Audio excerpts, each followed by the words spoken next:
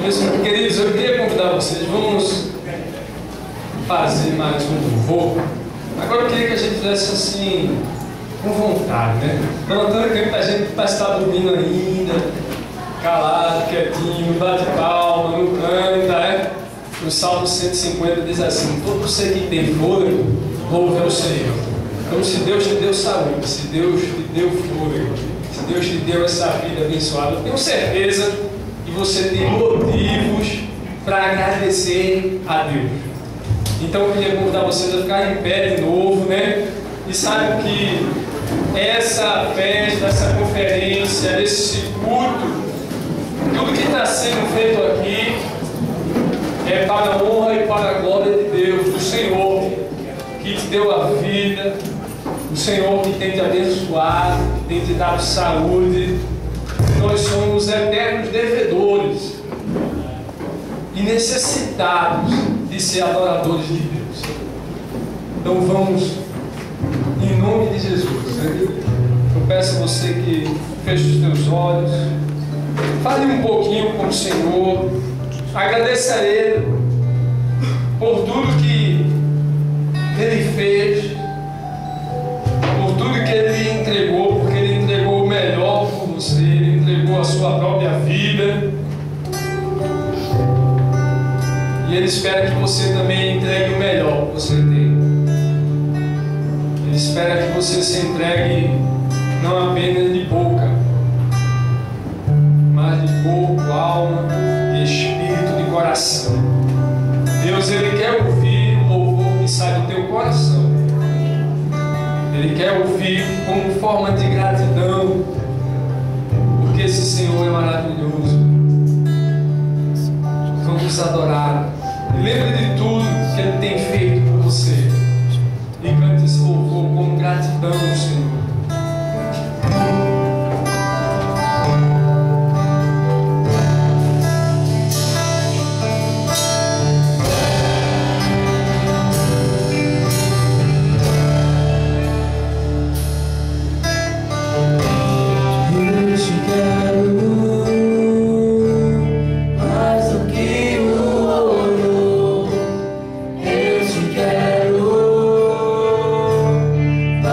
Que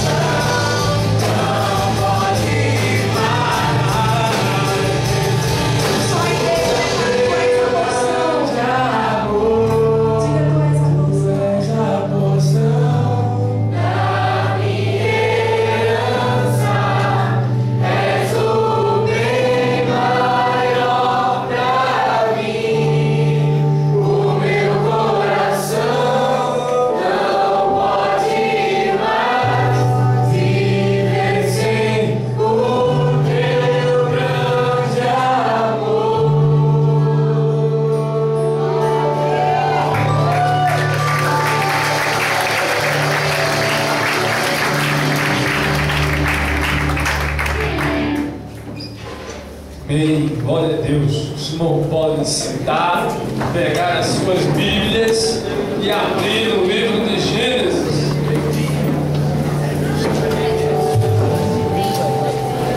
Gênesis capítulo 1, versos 27 e 28. Depois vamos ler Gênesis capítulo 2, verso 24. Amém? Meus irmãos, prestem atenção aqui. Eu queria pedir o teclado que parasse aí. Preste atenção.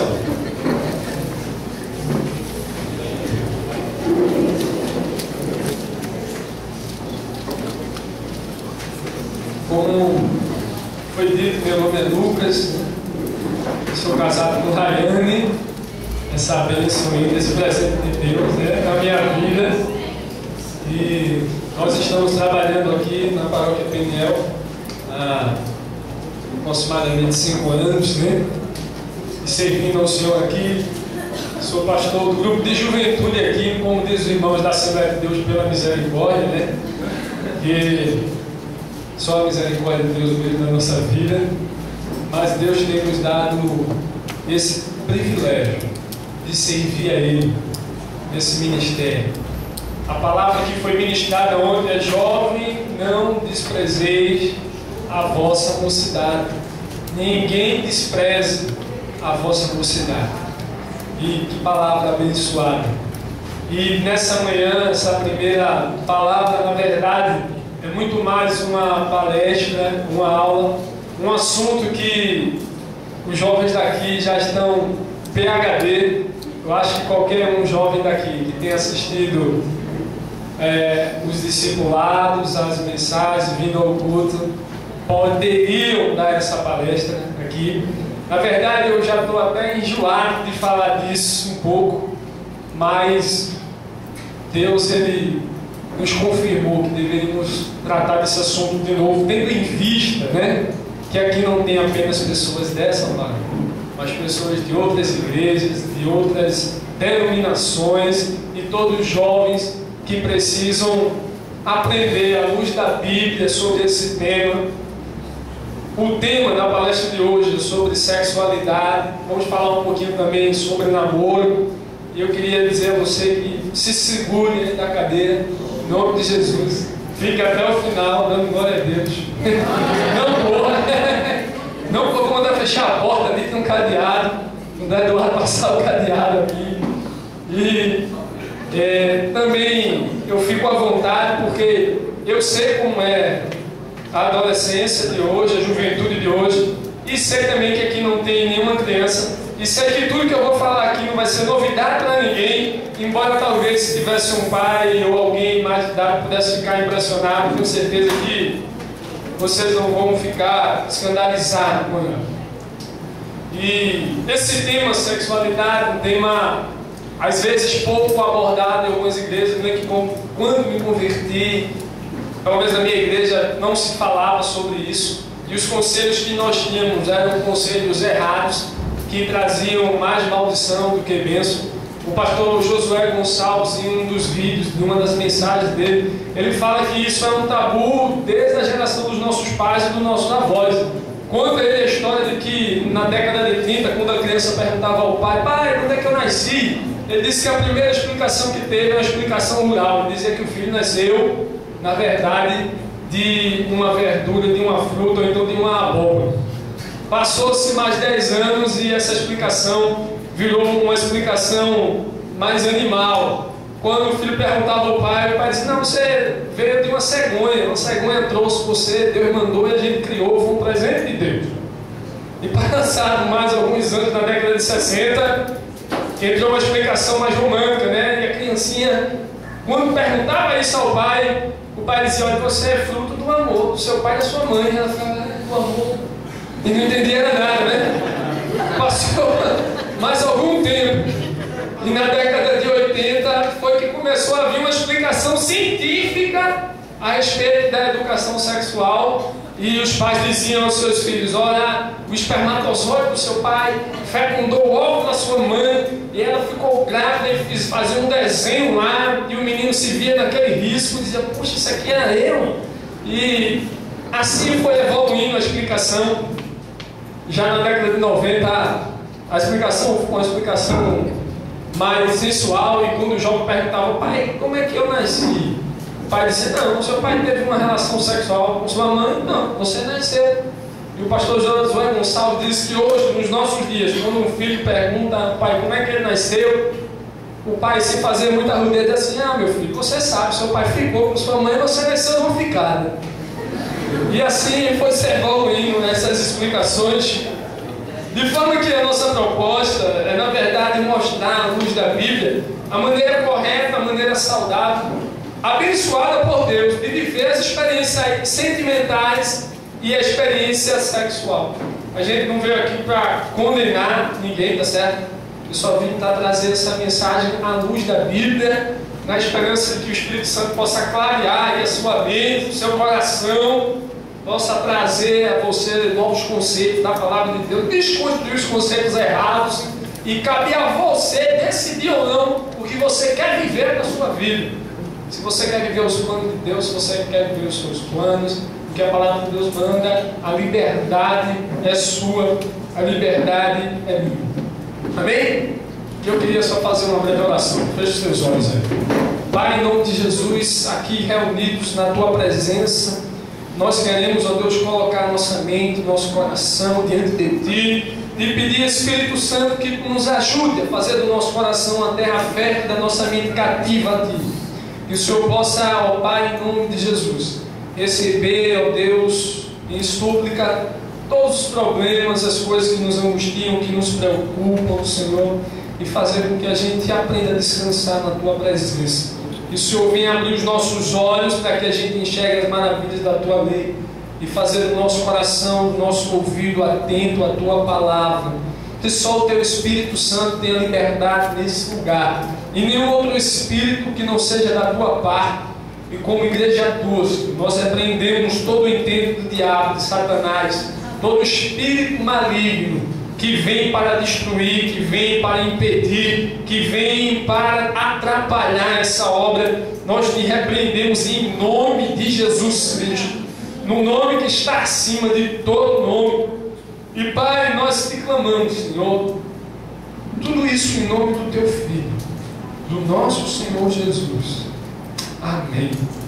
Diz assim a palavra de Deus, Gênesis capítulo 1, versículo 27 e 28. Criou Deus, pois, o homem, a sua imagem, a imagem de Deus o criou. Esse homem criado, o homem perfeito, Adão, um homem sem defeito, um homem que resplandecia a glória de Deus, um homem através do qual Deus olhava e via os seus atributos, e via seu caráter. E diz mais a palavra de Deus: homem, palavra homem, que no hebraico se chama Ish, diga aí, Ish. É, isso. E mulher, Isha. Certo. Homem e mulher, Deus os criou, né? E aquele homem santo, puro, primeiro, sem contaminação do pecado, a própria palavra que Deus criou já trazia em si um aspecto de sexualidade, porque dizem os estudiosos do hebraico que essa palavra Ish denota algo pontudo, e a palavra Isha denota algo côncavo. Deus os abençoou, diz o texto, e lhe disse: sejam férteis e multipliquem-se. Sejam férteis e multipliquem-se. Em outras palavras, traduzindo para a linguagem de hoje, façam sexo. Foi isso que Deus queria dizer. E Deus abençoou essa prática. Em Gênesis 2, 24, está escrito assim: por isso deixa o homem o seu pai e a sua mãe. Gênesis 2, 24, o verbo deixar. Deixa o pai e a mãe e se une à sua mulher, tornando-se os dois uma só carne. Então, nesse texto, nós já podemos tirar 5 conclusões. A primeira, que foi Deus que criou o sexo, não foi o diabo, ele distorce. A segunda é que Deus abençoou a prática, ele abençoou e disse: sejam férteis. Ele abençoou a prática do sexo, a sexualidade. E diz também os estudiosos que o sexo melhora o humor, combate o estresse, levanta a autoestima, previne doença cardíaca e um bocado de coisa. A terceira conclusão é que Deus no texto, ele fala para que eles pratiquem o sexo. Ele diz: se multipliquem. A quarta conclusão é que Deus disse quando usar essa prática. Então, no texto que nós estamos lendo aqui, você vai ver Gênesis 1, 27, 28, Gênesis 24, que foi Deus que criou o sexo, que Deus abençoou o sexo, que Deus mandou fazer, ele disse: multiplique-se. E você vai ver também que Deus disse quando fazer. Está aqui no texto: deixa o homem, seu pai e a sua mãe, se unem à sua mulher, e aí se tornam os dois uma só carne. Até quando Deus gostou da palavra. E a quinta conclusão, ele disse com quem fazer sexo. Ele falou com a sua mulher, ou então com o seu marido. Então segura essas 5 conclusões. Repitam comigo: Deus criou o sexo, Deus abençoou o sexo, Deus mandou fazer o sexo, Deus disse quando, e Deus disse com quem. Agora diga glória a Deus. Amém. E eu queria que você prestasse atenção nesses 3 verbos do texto: o verbo deixar, o verbo unir e o verbo tornar-se uma só carne. O verbo deixar, ele denota um momento, porque Eclesiastes diz, capítulo 3, que para tudo há um tempo determinado. Está na Bíblia, lá em Eclesiastes 3. E o verbo deixar indica o tempo em que a pessoa, ela já amadureceu. Amém? Glória a Deus, Deus abençoe. Indica o tempo em que a pessoa já amadureceu do caráter, que a pessoa adquiriu responsabilidade, que a pessoa aprendeu a se relacionar dentro de casa a respeito das crises da família, que a pessoa já alcançou a independência financeira. Do ponto de vista financeiro, ninguém vai sair de casa, né?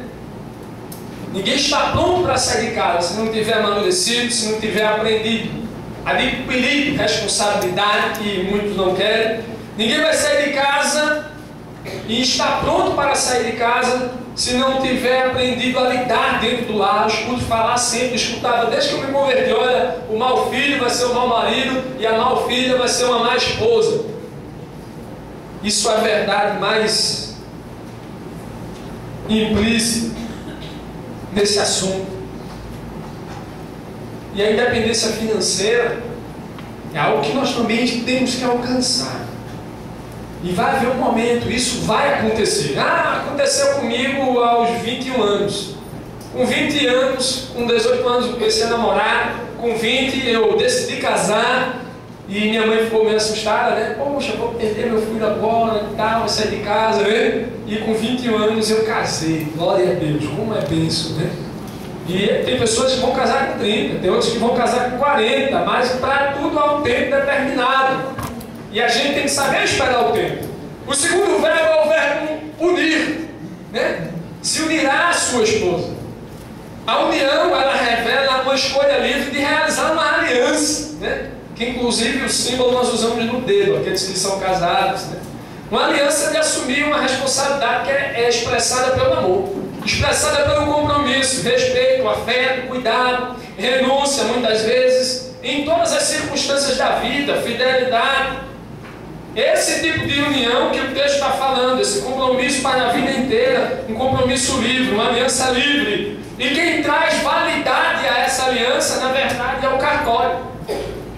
Ali onde ela é legalizada do ponto de vista do direito, e o casamento do ponto de vista do cartório, ou na igreja, porque eu já disse, tudo que é feito de forma pública traz um compromisso maior, né? Isso traz validação, isso traz profundidade, né? O pastor Henry Kivitz disse que essa união não é uma união de uma noite, de uma balada, né? Não é a união de um final de semana, não. Essa união é algo muito mais profundo. É algo que realmente vem de dentro, de um sentimento puro. É algo que só quem passa para saber. Quem é cristão, a gente tem que acreditar na palavra do Senhor. Tem um versículo no Salmo 139 que eu adorava quando era solteiro, continuo adorando até hoje. Eu acho uma maravilha. Diz a palavra de Deus que o Senhor escreveu todos os nossos dias no seu livro. Deus, ele traçou um plano para você. Nesse plano, Deus já sabia com quem você ia casar. Já sabia, na verdade, quem seriam os seus filhos. Deus já sabe de tudo, porque Ele é onisciente. E nós que somos cristãos temos que acreditar nessa verdade. Porque se você não acreditar que Deus preparou tudo para você, você não vai estar acreditando na palavra de Deus. E quando eu era solteiro eu já acreditava que Deus tinha minha bênção, não sabia onde é que estava. Podia estar na China, no Japão, mas eu acreditava nesse versículo, eu acreditava nessa palavra e dizia: agora que eu acredito, eu tenho que ser fiel. Porque se eu acredito que Deus já preparou o Raiane para mim, não sabia nem onde é que Raiane estava, Raiane veio lá de Porto Velho. Mas eu dizia: se eu acredito nisso, então toda vez que eu me relacionar com alguém que não for essa pessoa de Deus, eu vou estar fugindo do plano de Deus. Pode ser que eu esteja até traindo os planos de Deus na minha vida. E eu levava isso muito a sério. E essa união é uma união profunda, como eu disse, né? Não é uma mera paixão que apaixona, desapaixona, uma loucura, não. Tem gente se apaixonando, né? Até com um passarinho cantando, costumo dizer, né? O terceiro passo, a gente falou de deixar o ninho. E o terceiro passo, na verdade, é aí que vem o sexo, tornar-se os dois uma só carne. É a consolidação da união em amor entre um homem e uma mulher. Olha, eu fico às vezes imaginando de um ponto de vista que a gente nunca poderá compreender, do ponto de vista de Deus, mas na verdade com figura de pai. E o pai olhando para seu filho e dizendo: poxa, ele amadureceu, ele cresceu, ele adquiriu responsabilidade, amadureceu em caráter. Ele hoje é um cara independente, trabalha, responsável. Ele decidiu fazer essa aliança, ela é sincera aliança em amor, em compromisso, né? Em respeito. E o pai olhando para o filho dizendo: poxa, essa aliança profunda de cuidar, de dedicar a vida ao outro, essa aliança da união. E ele decidiu publicar isso, porque tudo que é bom tem que ser publicado. Jesus disse: olha, assim brilha a vossa luz diante dos homens, para que eles vejam as vossas boas obras e glorifiquem o Pai que está no céu. Não se pode esconder uma cidade edificada sobre um monte. Então esse sentimento, esse compromisso, isso tem que ser publicado. Se realmente é algo puro, se realmente é algo louvável, se realmente é algo santo, se realmente é algo sincero. E não tem melhor forma de celebrar isso, né? Essa união, o matrimônio, o casamento, né? E quando Deus criou o sexo, eu acredito que não foi só apenas para se multiplicar, mas para celebrar, e por que não dizer, para presentear essa união maravilhosa, que é a união do casamento, quando duas pessoas, né, tomam essa decisão. É interessante que depois do casamento a gente começa a entender o sexo de forma diferente, muito mais do que a gente entendia quando era solteiro, né? A gente começa a entender que o sexo não é apenas o ato que a gente imagina, não é apenas uma conjunção carnal, não é meramente o impulso, o instinto animal, mas é a consequência de um plantio de boas sementes dentro do relacionamento, de fidelidade, de companheirismo, de renúncia, de se doar, de cuidar, de respeito, de fidelidade, de carinho. Para que o sexo seja saudável no casamento, na verdade tem que haver uma série de fatores. Não é simplesmente como a gente pensa ou como os adolescentes pensam, não. Fatores que, se não existirem, o sexo vai ser simplesmente uma experiência animal. Feito um cachorro, faz com a cachorra, feito um cavalo, faz com a égua, e por aí vai. Não é isso que Deus planejou. E essa experiência é uma experiência incompleta, né? É interessante que essa experiência nunca satisfaz. Então, quando uma pessoa promíscua sexualmente, ela nunca se satisfaz, né? Ela pode ter essa experiência 100 vezes, com 100 pessoas diferentes. Ela é feita com aquela mulher samaritana lá no livro de João, capítulo 4. Jesus encontrou com ela e disse assim: olha, tu já tiveste 5 maridos e o marido que agora tem nem teu é. Uma pessoa vazia que tentava, através dessa relação e dessa experiência incompleta, satisfazer o vazio que tinha na alma dela. Porque o sexo vai muito além dos órgãos genitais. Nós não somos apenas corpo, somos também alma, temos sentimento. E essa mulher era uma mulher eternamente frustrada, porque queria fazer do sexo um escape para a sede e a necessidade espiritual e emocional que só Jesus poderia suprir. É interessante, meus irmãos, que a pergunta que paira na cabeça do povo evangélico é essa: sexo antes do casamento é pecado? É? Não é? Por que é? Existem até algumas opiniões diferenciadas sobre esse assunto. Mas antes da gente responder sim ou não, na verdade o que a gente tem que saber não é apenas sim ou não, mas o porquê, né? Como é que isso se explica? É que toda vez que a gente quebra um desses princípios que Deus estabeleceu, essa ordem: deixar, unir e tornar. Deixar o pai e a mãe, unir-se à sua mulher e tornar-se uma só carne. Deixar o pai e a mãe, unir-se ao seu marido e ter experiência sexual. Toda vez que a gente quebra, na verdade, a gente vai estar incorrendo em algum pecado. E é por isso que se diz que sexo antes do casamento é pecado. E eu queria que você fizesse esse teste, que você analisasse comigo hoje, à luz da palavra de Deus. A primeira ordem, que é deixar o pai e a mãe, eu disse que está relacionado ao tempo. Chega o tempo, porque está escrito que para tudo há um tempo, né? E todas as vezes que alguém não quis esperar o tempo de Deus na Bíblia, você que lê a Bíblia vai ver que aconteceu alguma tragédia. Todas as vezes que o filho não quis esperar o tempo que o Senhor determinou, algo de errado aconteceu. Maldições foram plantadas.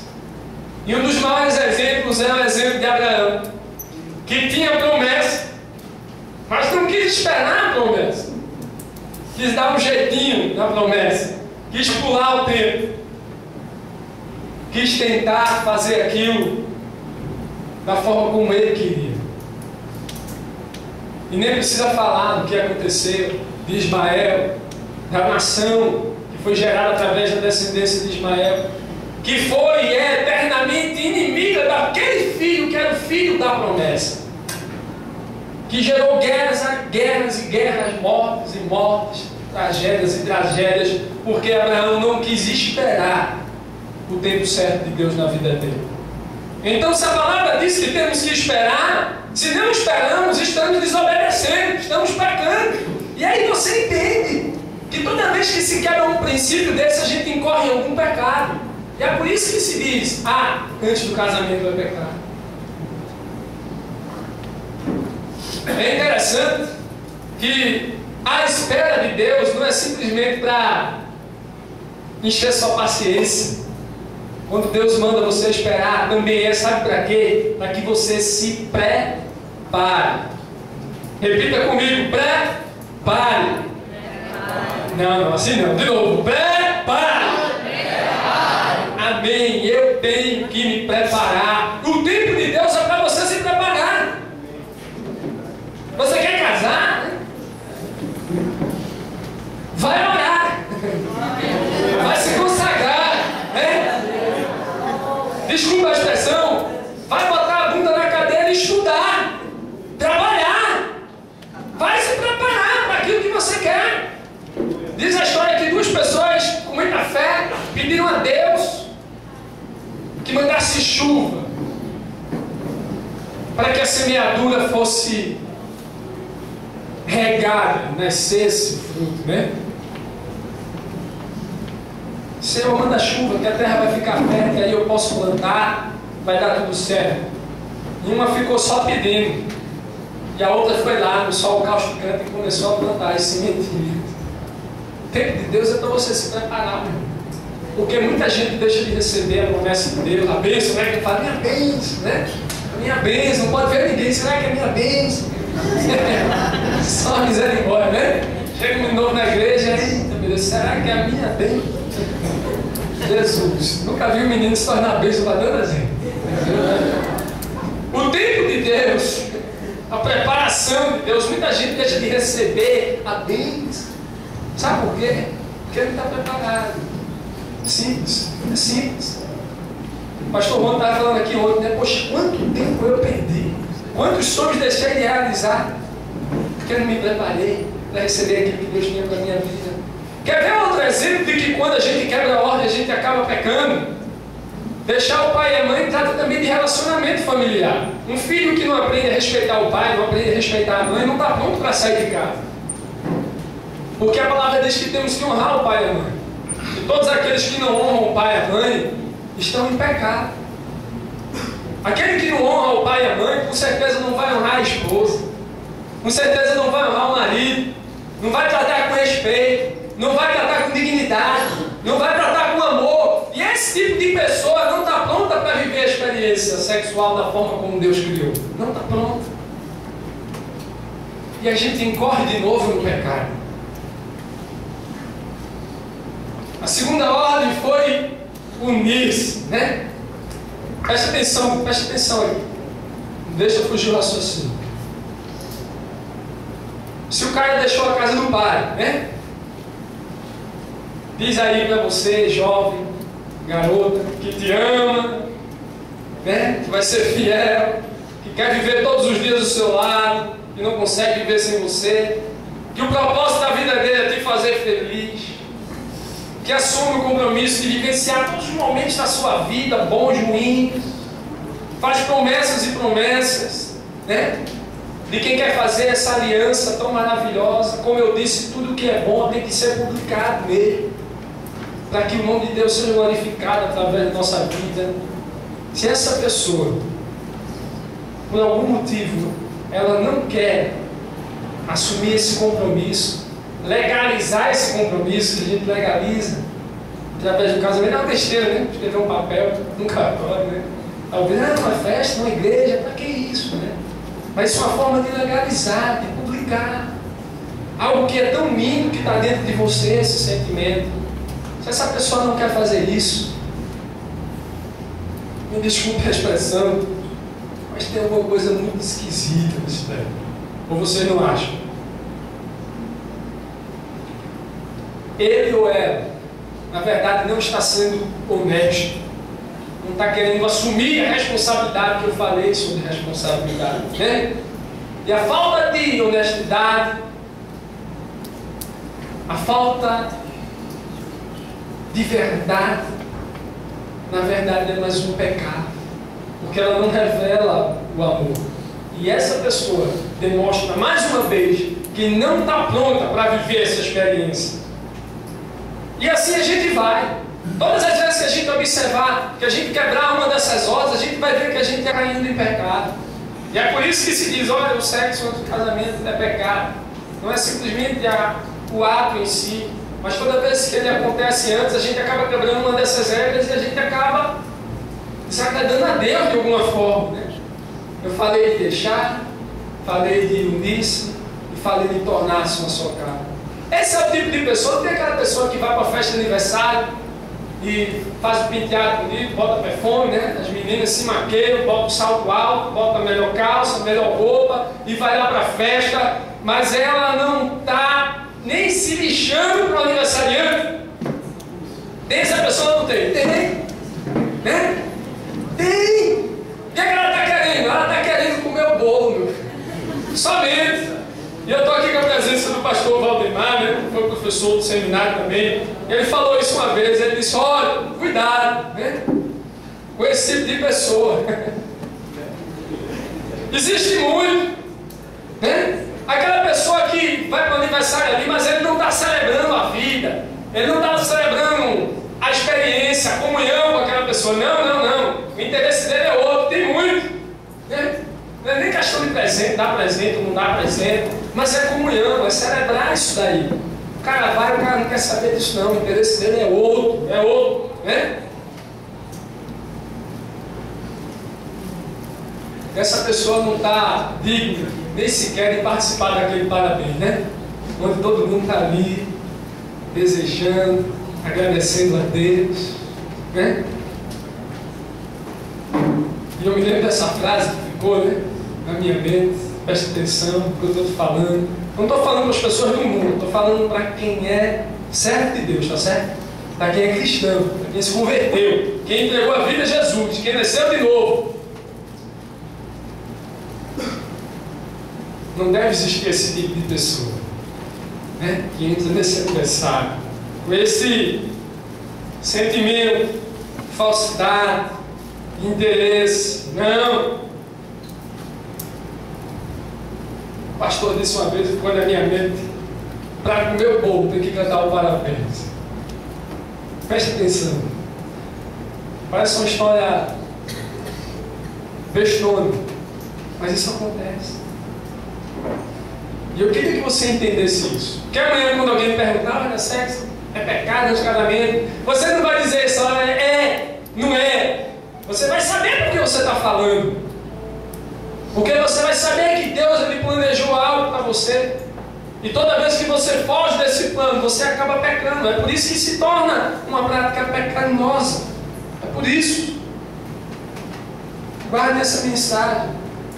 Lembre desse versículo, dessas palavras. Deixar unir-se. E aí sim, tornar-se os dois uma só carne. E fora esse assunto, há também algo que influencia muito a vida da juventude, que é a perversão do ponto de vista da sexualidade. Eu já falei de sexo antes do casamento, mas eu queria falar de um assunto muito polêmico, como eu disse, eu estou cansado de falar aqui na igreja, com uma pessoa de fora, que é sobre a pornografia e a masturbação. A palavra de Deus diz lá em Mateus 5,27 que qualquer que olhar para uma mulher com intenção impura, no coração já adulterou contra ela. E aí vem o entendimento que o pecado não está apenas nas atitudes, aquilo que a gente faz, que se vê, não. Mas ele está nas intenções. É no coração, diz Tiago, que vem essas maus intenções. O pastor Lucinho, ele falando sobre esse texto, né, ele diz o seguinte, que a diferença é que agora a pessoa não precisa mais de um cantinho escuro para pecar. Não precisa mais de um motel. Não. Agora o próprio coração da pessoa virou esse cantinho escuro. O próprio coração pode ser um motel. A própria imaginação pode ser esse ambiente promíscuo. E é por isso que a masturbação, a pornografia se torna um pecado, porque se fundamenta nessa intenção e nesse sentimento adúltero.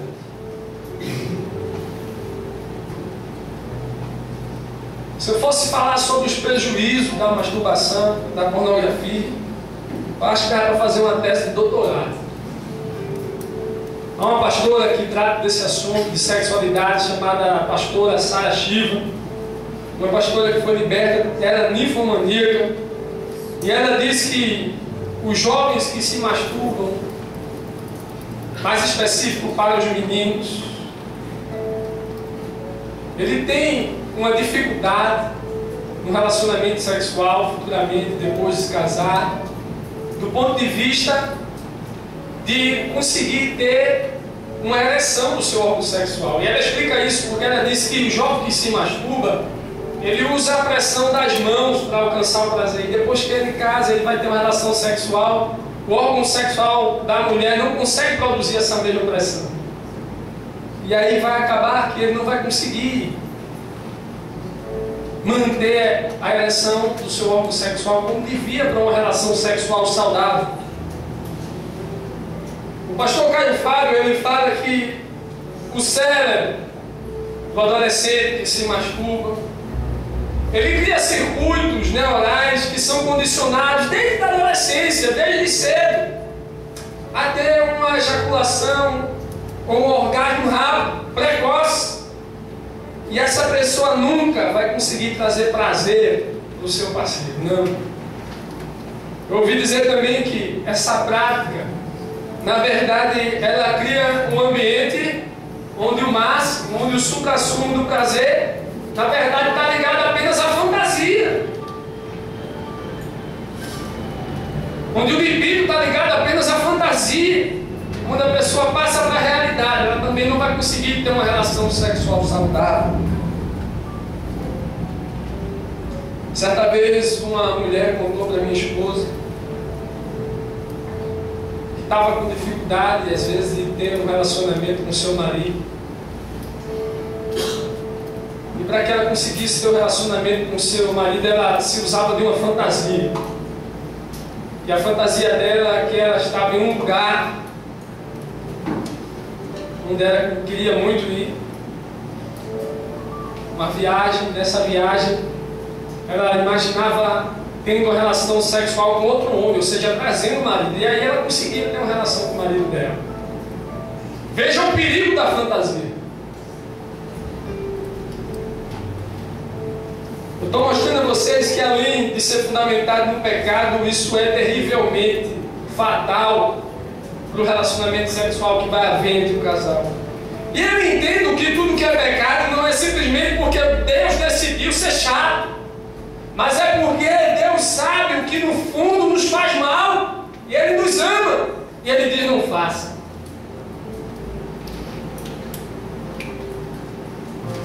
Outro assunto que eu queria tratar está em Tessalonicenses 4:6, está escrito assim: ninguém defraude ao seu irmão. A defraudação é despertar um sentimento, presta atenção, despertar uma esperança do ponto de vista emocional ou sexual impuro, ou que você não pode, não deve satisfazer. Isso acontece muito nos nossos dias. Não é só das meninas, não, porque às vezes a gente fala só das meninas, né? Do ponto de vista de se vestir, né? Das saias muito curtas, dos decotes muito, né? Mas a defraudação acontece também através da palavra, do que se fala, do que se conta, né? De contatos físicos. Por isso que a gente que é pastor, a gente fica às vezes meio preocupado quando os meninos estão se abraçando demais com as meninas. Porque a gente também foi adolescente, a gente sabe como as coisas funcionam e sabe que às vezes o pessoal nega, né? Esse aqui é o anjo, assexuado, está lá na glória já, lá no céu.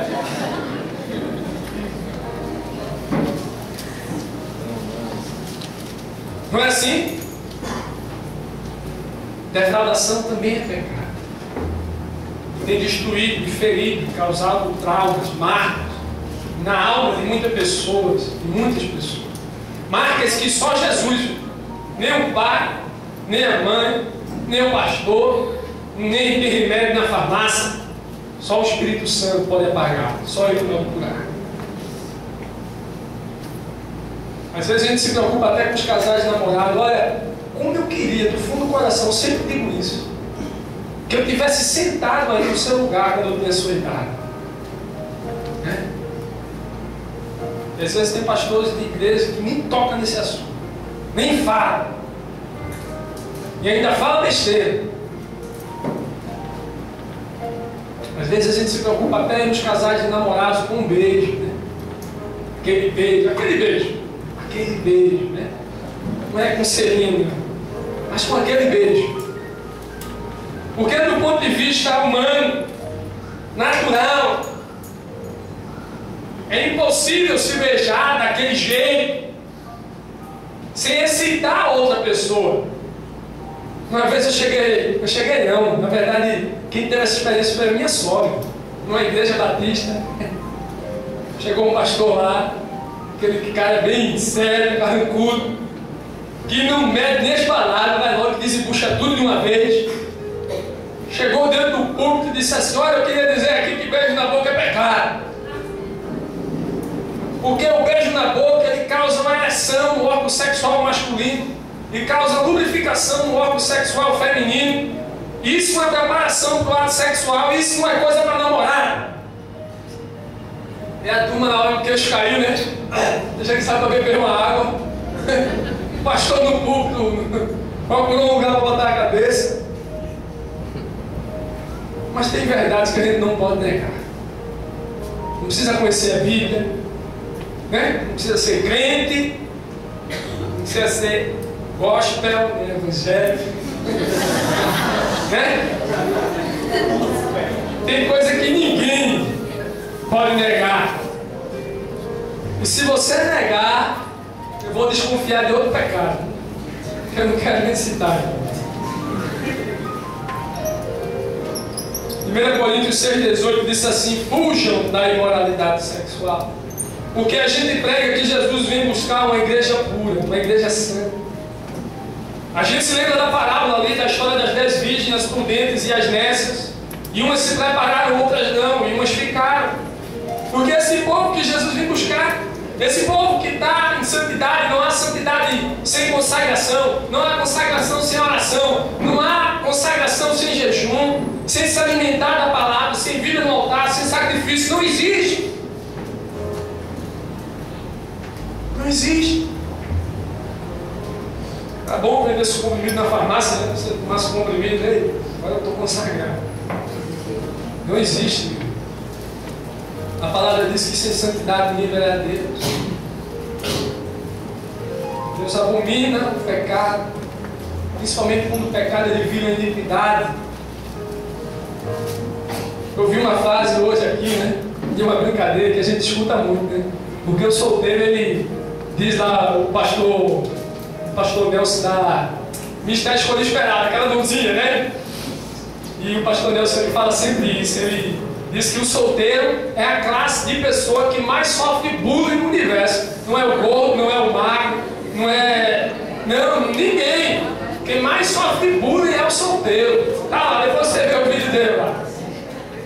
E é verdade, né? E aí ele começa a contar vários tipos de bullying. Ele faz uma lista, né? Meu irmão, você... É uma hora de risada intensa. Quando termina, só todo mundo já está dolorido. É muito engraçado, depois você vê. E um dos bullies é dizer: olha, você... E aí, está encalhado ainda? E a pastora Sara Shiva, ela fala assim: olha, encalhado não é quem é solteiro, é quem casou errado. Porque casou agora não vai poder mais separar. E está encalhado. Esse aí só Jesus, né? Aí está encalhado, encalhou. Quem casou errado, meu irmão? Quem casou errado está encalhado, está quebrado, está tudo com ar. Mas quem está solteiro?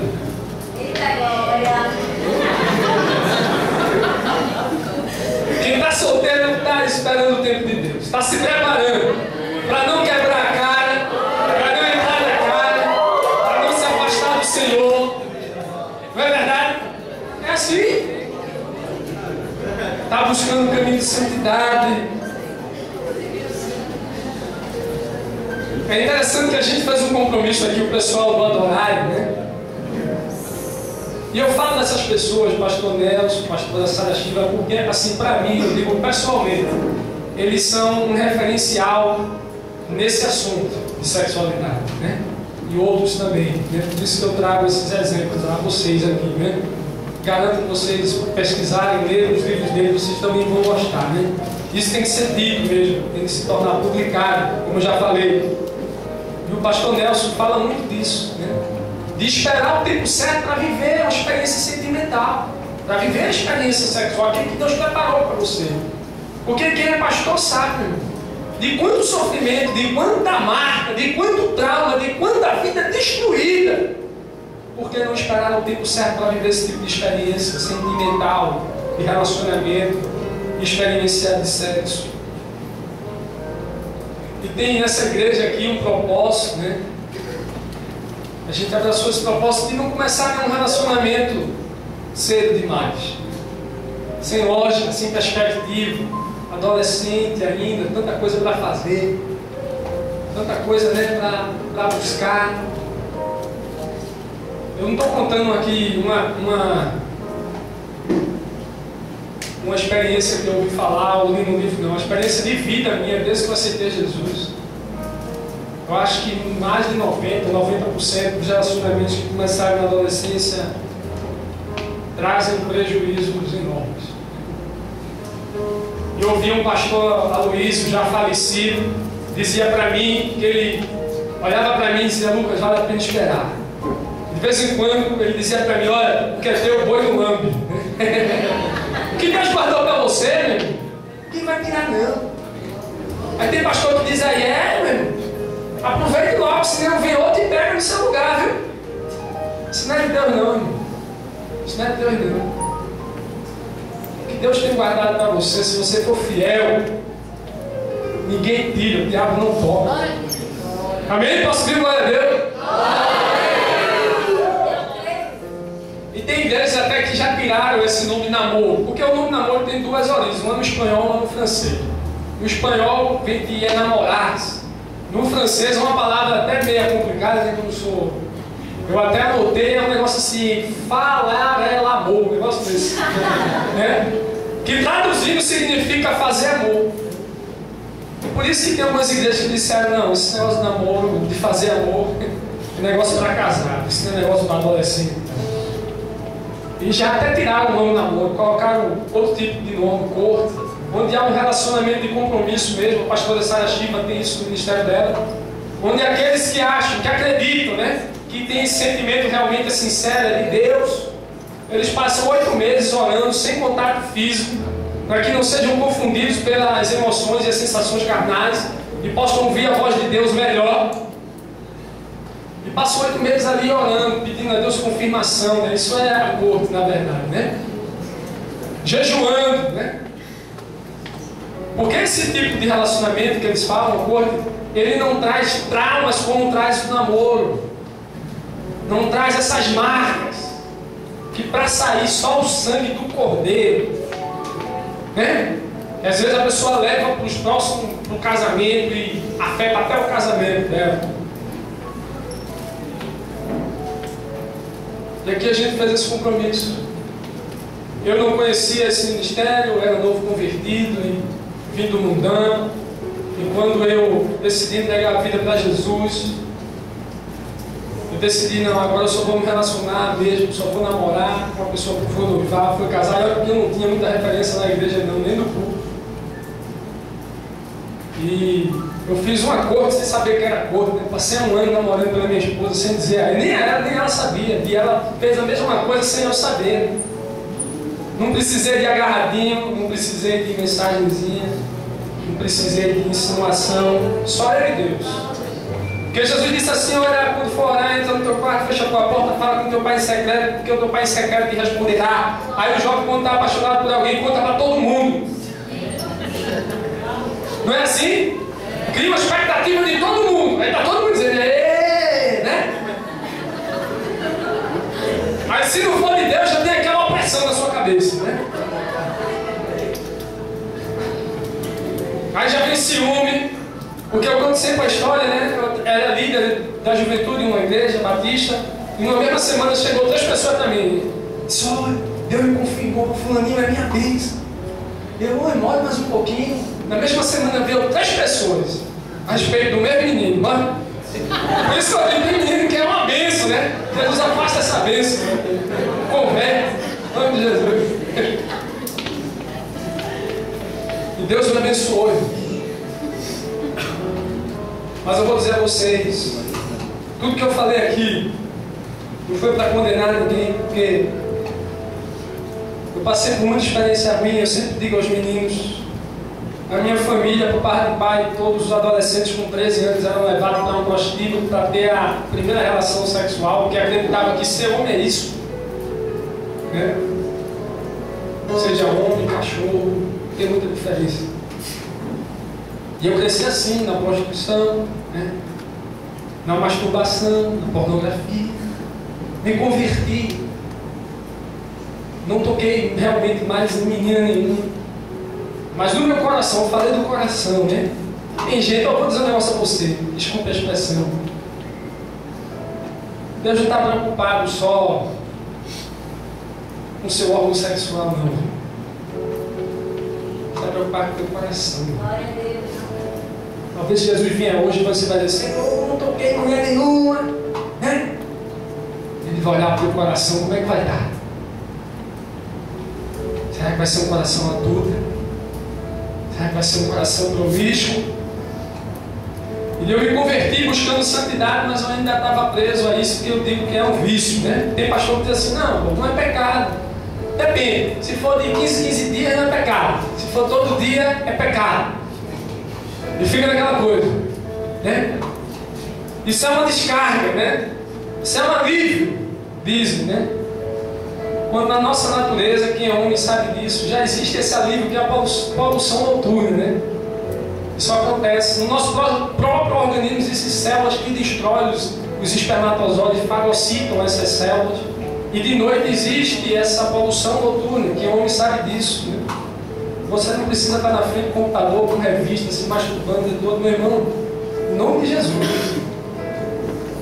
E depois orando, jejuando, eu jejuava bastante mesmo. Cara, Deus, eu quero ser liberto disso. Eu me lembro que Deus usou uma irmã num culto de consagração, um dia que eu ia para a praia e decidi vir para a igreja. Olha aí. E vim, Deus tinha um encontro comigo, uma irmãzinha de 1,55 m, botou a mão na minha cabeça. Não foi na igreja de Copacabana, foi logo que eu me converti, né? Disse assim: hoje Deus vai estar te libertando de um vício. Pegou desse nome, eu morri lá comigo, pergunta assim. Tinha lá uns 5 irmãos, né? Deus vai estar fechando essa porta. Deus vai te dar força. Deus abençoou a minha vida. Aquele que eu tive essa experiência de libertação, de cura, de vencer, porque só através da unção do Espírito Santo a gente vence. Eu não vim dizer isso para condenar, eu vim porque eu sei que tem pessoas aqui, né, que estão buscando santidade, estão buscando se consagrar. Eu vim dizer a você: não desista. Talvez eu passei aí quase um ano orando por isso, mas Deus me respondeu. Deus me tocou. E não tem pastor, teólogo, bispo, apóstolo, papa, ninguém que tire essa experiência da minha vida. E é isso que Deus quer que você tenha, essa experiência. Vamos ficar de pé, eu já passei do horário, entrei na mensagem já do meu amigo ali, no horário dele. O pastor Rony estava falando aqui, né? Na hora de fazer coisa errada, ninguém tem vergonha. Na hora de falar besteira, ninguém tem vergonha, né? Mas tem gente que tem vergonha de chorar na presença de Deus. Tem gente que tem vergonha de clamar a Deus. E nessa noite eu não vim aqui para gerar essa libertação na sua vida. Só Deus pode gerar. Só o Espírito Santo. Se você tiver um coração sincero, se Deus estiver vendo o teu esforço, a tua consagração, a tua luta, Ele vai te abençoar. Porque a Bíblia diz assim: pedir e bater, pedir, buscar e bater. Tem coisa que só de pedir recebe, mas tem coisa que além de pedir, irmão, você tem que buscar, tem que se esforçar. E tem coisa que além de pedir e buscar, você tem que bater, você tem que persistir. E a libertação na vida sexual, da juventude, nos adolescentes hoje, meu irmão, é uma das coisas que a gente mais tem que brigar. Porque o mundo que a gente vive jaz no maligno. E caminhar em santidade não é fácil. É preciso se abster de muitas coisas e estar em comunhão diária com o Senhor. Mas se você acredita que Deus está aqui, que o Espírito de Deus está aqui, e você quer que eu ore junto com você, pedindo essa vitória da parte de Deus. Não quero que as pessoas venham aqui botar de bolo, porque eu boto às vezes que o povo vem de bolo. Depois que você levanta 2 aqui, aí sai as cadeiras, né? Não. Eu quero que você venha aqui se você crê que Deus que nós seguimos, Ele é poderoso. Ele pode te abençoar. E ninguém aqui pode te julgar. E ainda quer que apontar o dedo para você. Eu vou orar por você. Saia do seu lugar, vem até aqui à frente. E se ajoelhe, que eu vou me ajoelhar junto com você. Porque eu me ajoelhei muito. E eu chorei muito. para alcançar essa vitória, essa restauração. Então, se tem alguém que tem esse desejo, vamos fazer essa oração. Só quem tem fé, meu. Se você não tiver fé, tem que ter fé. Fica aí mesmo. O Tiago disse: se você não pede com fé, é semelhante às ondas do mar, levado por todo o vento.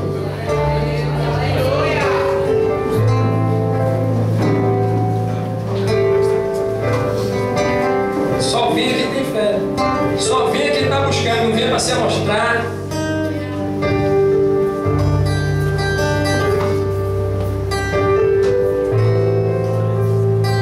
Você não está diante do pastor que vai te trazer, não. Nem de um público, nem de uma igreja, nem de uma música bonita. O segredo está diante do Espírito de Deus. Só Ele vai trazer essa experiência da tua vida. Pai, em nome de Jesus, eu te louvo porque a tua vontade é boa, perfeita e agradável. Eu te louvo porque, Deus, nessa geração ainda existe, poucos, mas ainda existe pessoas que querem viver essa experiência contigo, de caminhar em santidade, de alcançar a libertação, de esperar o tempo certo, de desfrutar do melhor, do melhor. Não é do resto, mas do melhor, porque tu tem o melhor, Senhor. Eu te louvo porque aqui se cumpre aquela parábola das 10 virgens. Ainda existe as 5 que estão se preparando. Olha, Deus, para cá. Sonda esses corações, Senhor. Ah, Deus, se houver sinceridade desses corações. Porque aquele que tem o teu Espírito, ele pode até pecar, mas ele não se alegra, ele não se deleita. Ele geme, ele chora, ele sofre, porque dói. E eu creio que tu és o mesmo, Senhor. Pai, talvez eu não tenha noção daquela irmãzinha baixinha que veio e colocou a mão na minha cabeça. Mas eu não tenho dúvida de que tu estás aqui, Senhor. E eu te peço, ó Deus, faz aquilo que ninguém pode fazer. Toca hoje trazendo libertação. Porque a tua palavra já foi pregada, Senhor.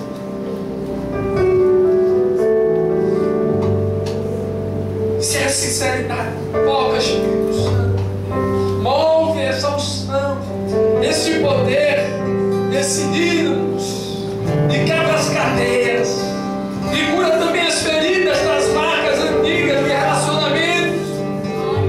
Antes do tempo, restaura, porque eu creio que através do arrependimento, Senhor, podemos receber a tua restauração, a tua cura, a tua transformação. Eu creio, Deus, que tu não mudaste, que tu não precisa de ninguém, tu não precisa de pastor, de ninguém, Senhor. Tu apenas nos dá a graça de fazer parte da tua obra. Vem, Espírito Santo de Deus, que haja restauração, haja renovo, haja cura, haja libertação, que essas cadeias que prendem sejam cortadas hoje pelo poder da tua unção, e que esse jovem saia daqui hoje mais compromissados numa comunhão contigo diária, porque só através dessa comunhão poderemos conservar essa intimidade que nos leva à santidade, Pai. Pai, eu não quero dizer como o Senhor vai fazer, como o Senhor deve fazer, eu só te peço, faça. Em nome do teu Filho Jesus Cristo. Amém.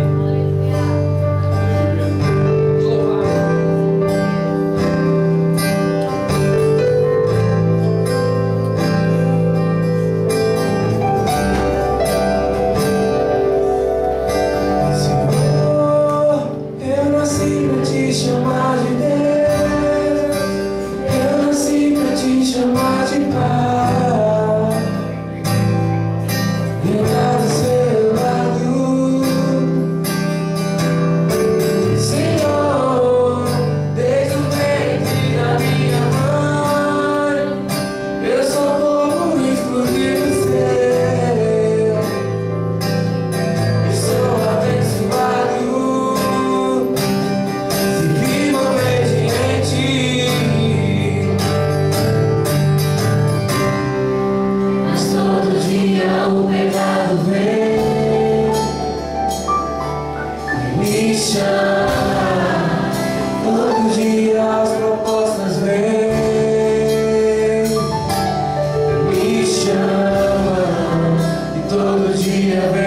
tentações, me chama. Todo dia o pecado vem, mas eu escolho Deus. Eu escolho ser amigo de Deus. Eu escolho isso todo dia. Já morri pra minha vida, agora eu vivo a vida de Deus. Eu escolho Deus. Eu escolho ser amigo de Deus. Eu escolho isso todo dia. Já morri pra minha vida, agora eu vivo a vida de Deus. Senhor, eu nasci pra te chamar de amor. Eu nasci pra te chamar de Pai e andar do seu lado. Senhor, desde o ventre da minha mãe, eu sou pouco exclusivo seu. Eu sou abençoado, se vivo até em ti.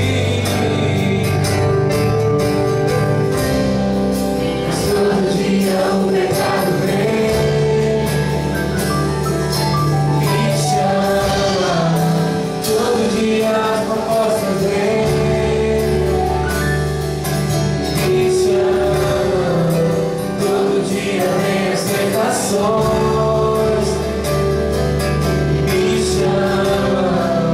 Todo dia o pecado vem, mas eu escolho Deus. Eu escolho ser amigo de Deus. Eu escolho Cristo todo dia. Já morri pra minha vida, agora eu vivo a vida de Deus. Mas eu escolho Deus. Eu escolho ser amigo de Deus. Eu escolho Cristo todo dia. Já morri pra minha vida. Vocês, eu escolho Deus. Mas eu escolho Deus. Eu escolho ser amigo de Deus. Eu escolho Cristo todo dia. Já morri pra minha vida, agora Só é o Senhor a vida de tem Deus. poder para nos libertar de todo pecado. Nos lava, Senhor, cada dia com teu sangue, Deus. O sangue que purifica, o sangue que liberta, Senhor. Que possamos ser limpos, Senhor, sarados, Senhor, para a honra e glória do teu nome, Jesus. Nós escolhemos a ti, Deus, porque não há caminho melhor. Assim como disse Pedro, Pai, assim nós dizemos: para onde iremos se só tu tem as palavras de vida eterna? Eu peço que o Senhor venha nos lavar, Deus, nos lavar com o teu sangue, Jesus. É isso que eu te peço em nome de Jesus.